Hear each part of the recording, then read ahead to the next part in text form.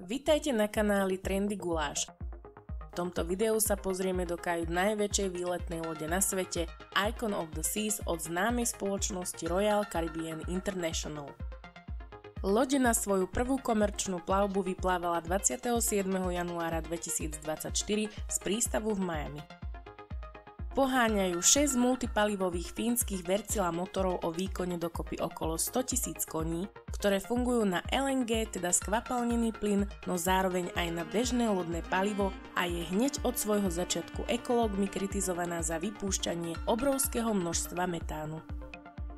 Tento kolos váži takmer 250 000 tón, má 20 podlaží a pojme s posádkou 7600 ľudí. Loď stavala fínska lodenická spoločnosť Meyer Turku, jej registrovaný materský prístav sú Bahamy a tento projekt stál takmer 2 miliardy dolárov.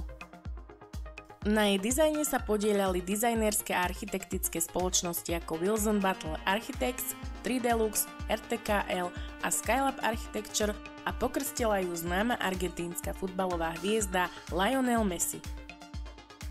Loď obsahuje nespočetné množstvo barov, reštaurácií, kasín, 7 bazénov a 6 tobogánov.